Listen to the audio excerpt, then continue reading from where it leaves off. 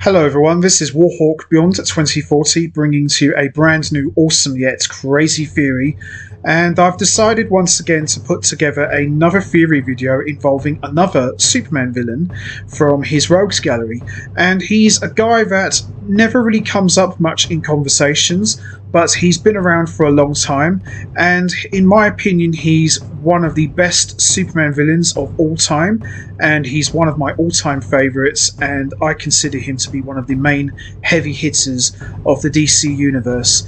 And I'm talking about, of course, John Corbin, aka Metallo. And for me, Metallo is the Terminator of the DC universe, and what makes Metallo more dangerous than Lex Luthor and Brainiac put together is he's a cyborg, half man, half machine, and powered by kryptonite. So for me, that makes Metallo a much more dangerous threat to Superman in terms of defeating him and killing him. So we're going to be taking a look at Metallo's history from the comic books to animation to live action, and then we're going to do my theory on how I would have introduced Metallo into the DCEU. Metallo made his first appearance in Action Comics issue 252 in 1959 and has since then remained one of Superman's most deadliest foes, and in all his history Metallo has always been a half-man, half-machine cyborg powered by kryptonite, which is the main weakness to Superman. And he made his first live-action appearance in Superboy in 1988, and he wasn't really much of a threat. And his next appearance would be in Lois and Clark, The New Adventures of Superman, and he came across as very silly and goofy and looks like a toy. And his next appearance would be in Superman the Animated Series, where John Corbin was converted into a cyborg by Lex Luthor through LexCorp, and I thought this was one of the best versions of Metallo, and he was one of the main villains for the animated series, and he always posed as a dangerous threat to Superman, and some of the best episodes of the show featured Metallo, and this to me cemented him as one of my favourite villains of all time. And his next live action appearance was in Smallville season 9, where he was played by Brian Austin Green, and in terms of live action portrayal and storytelling, I thought this version of Metallo was by far the best one, and Brian Austin Green did an excellent job in not only portraying the sleaziness of John Corbin, but the maniacal madness of Metallo. And what I also liked about the origin story that they did for Metallo in Smallville season 9, it was very close to his debut story back in 1959, where he worked as a reporter at the Daily Planet who constantly hated Superman and wanted to expose him for the fraud that he really was, and he was constantly trying it on with Lois Lane, and I thought that was one of the best interpretations of Metallo that I have ever seen. And even though he only appeared in 3 episodes, those 3 episodes with Metallo alone were some of the best ones for Smallville overall as a show. And as I said, mega props to Brian Austin Green for delivering an unbelievable performance. And what made it even more special was he was already playing Derek from Terminator, the Sarah Connor Chronicles, so having the Terminator connection in a DC show just made it even more sweeter. And to me, Metallo was one of the best villains in Smallville, in my opinion. And Metallo would make his next appearance in Supergirl Season 2 in the Arrowverse, and he appeared in 2 episodes, and he would show up again in Crisis on Earth X crossover event, and that version of Metallo was okay, but he wasn't really much of a threat compared to the Smallville version of Metallo, but it was still nice to see him make an appearance in the Arrowverse. And it was a lot of fun seeing Metallo mix it up with both Superman and Supergirl at the same time. And Metallo would make another appearance in animation, this time in Superman and Batman Public Enemies, and even though he was only in the first half for about maybe 10 minutes, his fight with Superman was one of the standouts of that movie. And what I liked about Superman vs. Metallo in Public Enemies, unlike other versions that we have seen with these two going at it, was even though Metallo's kryptonite heart was constantly weakening Superman, he was still taking the fight to him and throwing cars on him and using heat vision and all sorts of things to keep Metallo at bay. And to me, that was probably, in terms of overall fighting with hero versus villain, that was the best fight scene with Metallo and Superman, in my opinion. And normally when Metallo opens his kryptonite chest, Superman just falls to his knees and says, "Oh, I give up, Metallo, I surrender." But in Public Enemies, it was like, no, if I'm going down fighting. I'm not going to let this guy beat me. And I quite enjoyed that a lot. And the fact that Metallo was Lex Luthor's bodyguard while he was the president just made it even more special. And seeing him taking off his dark glasses to reveal his green eyes and speak very coldly by saying, "You shouldn't have done that. He's the president," was just epic. And I always go back to Public Enemies just for that scene alone. And I loved Metallo, and his way of using weapons from his own body, like turning his hand into a chainsaw or into a hammer or a gun, was just excellent. And I'd love to see that in a live action movie one day. I think that would be really, really cool, in my opinion. I think Metallo, if he's done right, he could be an excellent villain for Superman to face.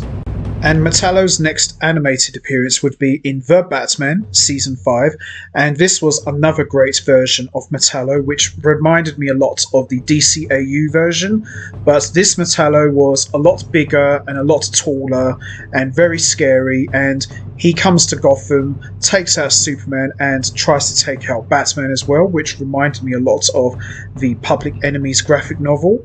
And Metallo, in that episode, he was a real badass, and I would have loved to have seen more of him, but he was quickly disposed of by Batman with a bomb, which basically saw Metallo get blown to 1,000 pieces. But it was still a lot of fun to see him going at it with Superman, and you see Metallo pinning down Superman, and Superman shouts out, "Metallo," and he says that classic line, "In the flesh," was just classic, and I really enjoyed that. And anytime Metallo shows up in a DC cartoon, you know you're in for a hell of a fight, and it never disappoints.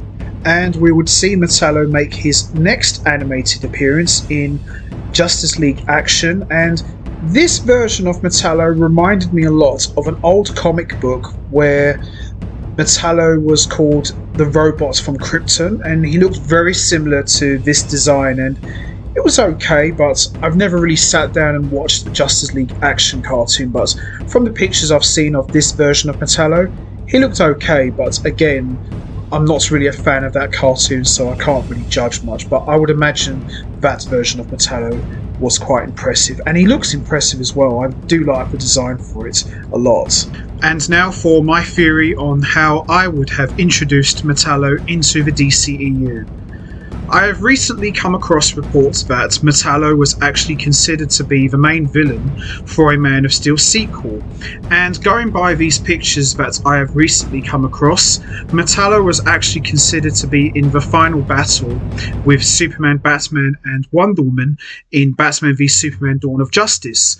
And in my honest opinion, I think this would have made a lot more sense, and having Metallo in the final battle instead of Doomsday would have been a lot better, because all due respect to Doomsday, but if you're going to have a Superman versus Doomsday battle, that should be for a completely separate movie, because when you've got a battle as big as Superman and Doomsday, you don't need any other heroes or any other villains involved when you've got two powerhouses like those two. So I think having Doomsday not in the film would have been a lot better, and having Metallo in his place would have made much more sense from a story point of view, going by what we've seen in Dawn of Justice.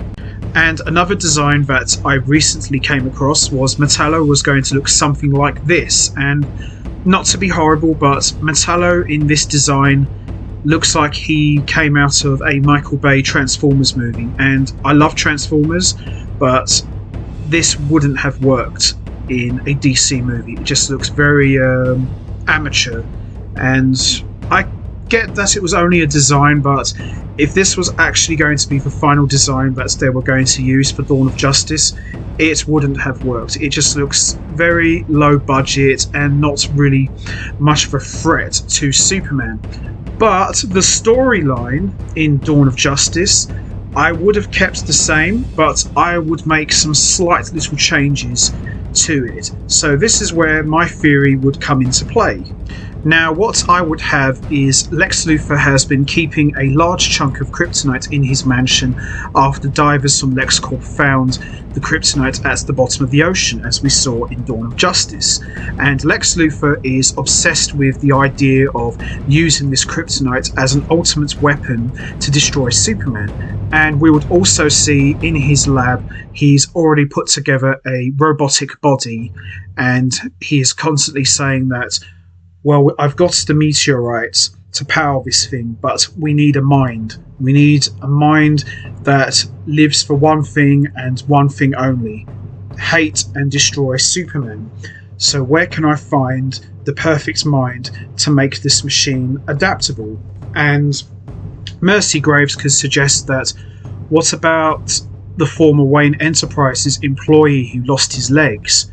And Lex, being Lex, taking the credit for himself, goes, that's a brilliant idea. Miss Graves, let's pay this gentleman a visit, shall we?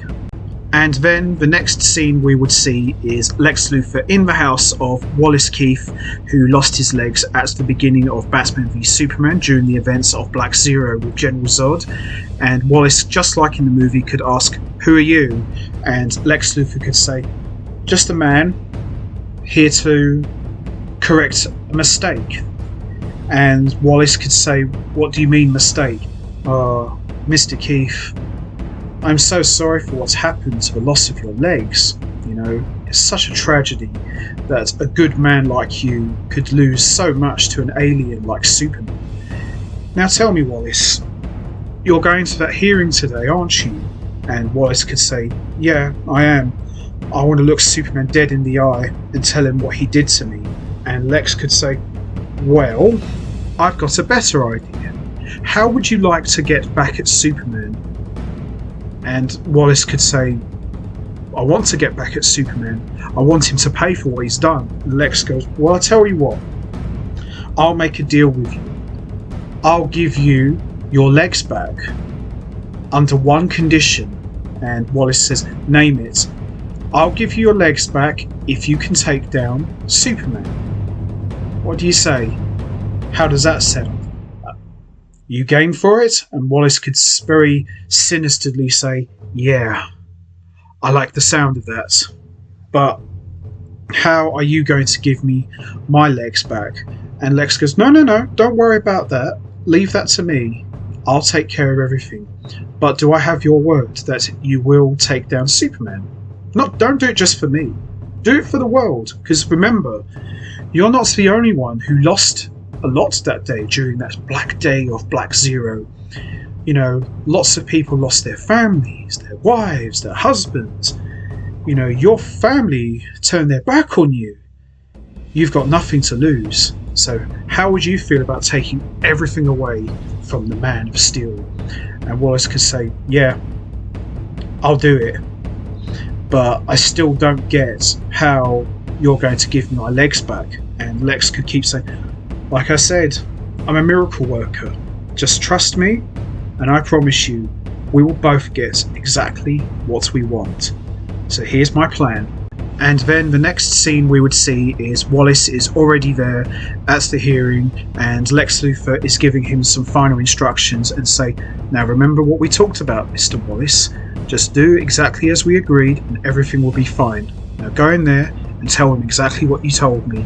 And then Wallace is sitting there in the front row, and we then see Superman take to the stand, and before he starts to speak, he starts to sweat profusely, but continues talking and explaining about what exactly happened during the events of Black Zero.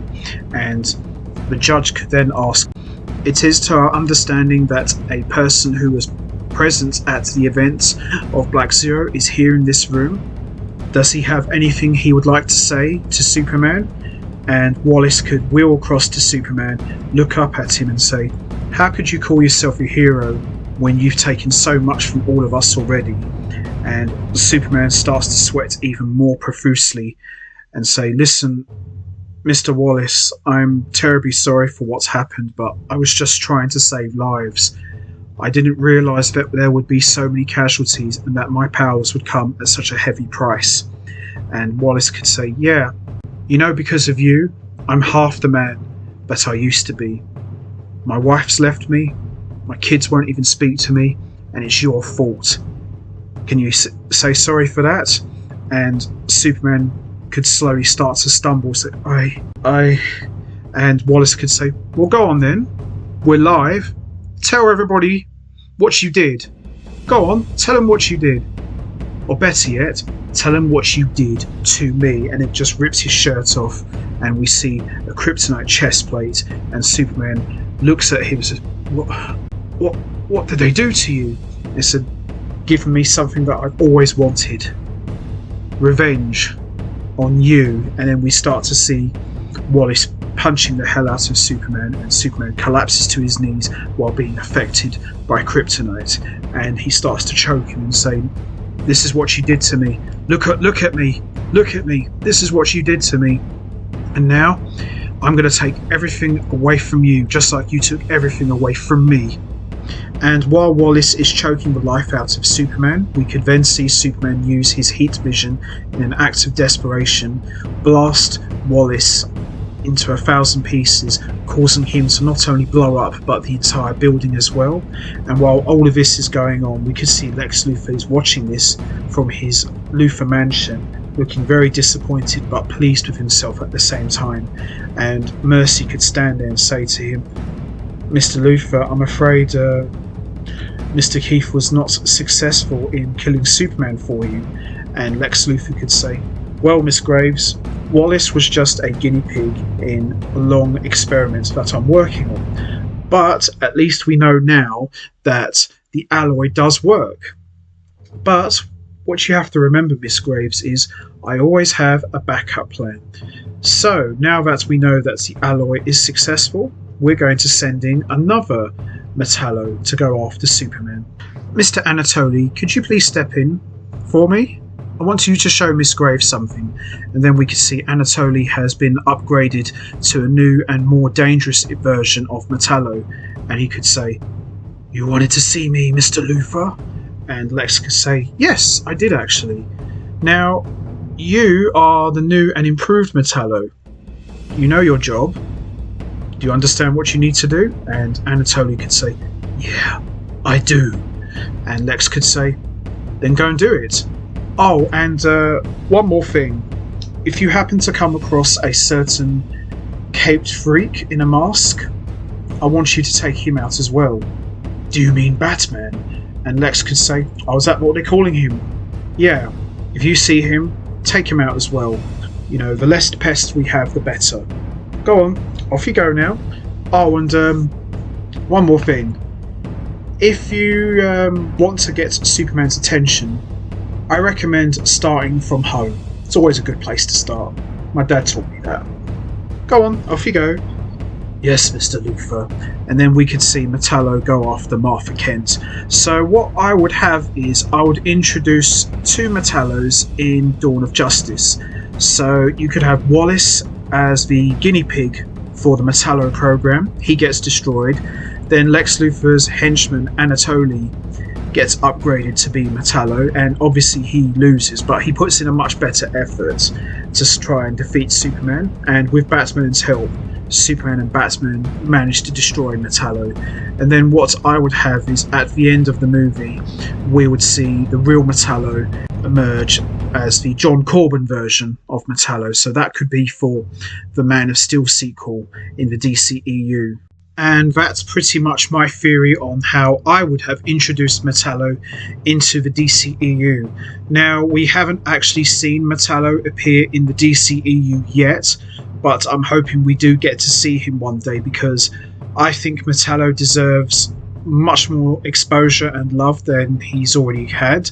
I mean, he's had a number of appearances in live action and animation, but for a cinematic scale, I think Metallo would look absolutely incredible. And he's pretty easy to adapt, really. I mean, he's basically Terminator, but just give him green eyes. So he's not really that hard to make work in a live action format, but we'll just have to see, really. But there you have it, guys. That's my theory on how I would have introduced Metallo into the DCEU. Would you have done it this way, or would you have done it in a different way? Would you have just gone straight into introducing John Corbin into the movie and have him become Metallo in the second half of Dawn of Justice? Or would you just save it for a Man of Steel sequel? You know what to do, guys. Hit the like button, hit the subscribe button, leave your thoughts and comments down below, and I will see all of you next time. So until then, take care everybody and stay safe, and once again, thanks for listening.